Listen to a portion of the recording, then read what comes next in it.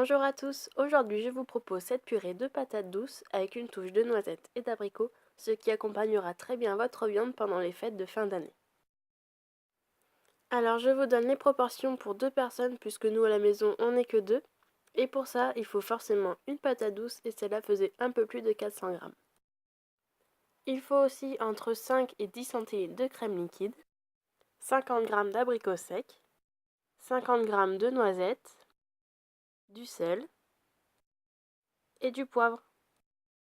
C'est parti pour la recette et on commence par éplucher la patate douce. On enlève les extrémités, puis on la coupe en morceaux. Alors là, c'est soit vous avez un bon couteau, soit il faut forcer un petit peu. Une fois qu'on a des morceaux plus ou moins réguliers, on va les passer sous l'eau pour enlever toutes les petites saletés qui restent quand on l'épluche. Maintenant, on retrouve des morceaux de patates douces bien propres et mis dans une casserole. On remplit cette casserole d'eau, on ajoute un peu de gros sel et on met ça sur le feu pendant 30 minutes. Pendant ce temps, on récupère la planche à découper et on coupe les abricots en petits morceaux.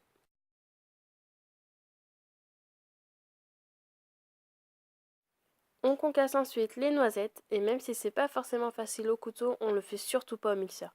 C'est mieux d'avoir des petits morceaux plutôt que de la poudre. Après 30 minutes de cuisson, les morceaux de patates douces sont cuits. Bien sûr, on les a égouttés, donc on a juste à mettre la crème progressivement pour ne pas avoir une purée trop liquide. Puis on assaisonne avec du sel, du poivre, avant d'en faire une purée, forcément avec un presse-purée. Maintenant, on peut passer au dressage avec l'indispensable emporte-pièce pour avoir un beau résultat. Donc on commence avec une couche de purée sans oublier de bien l'étaler pour avoir une couche bien droite. On met ensuite une couche de noisettes, une petite couche d'abricots,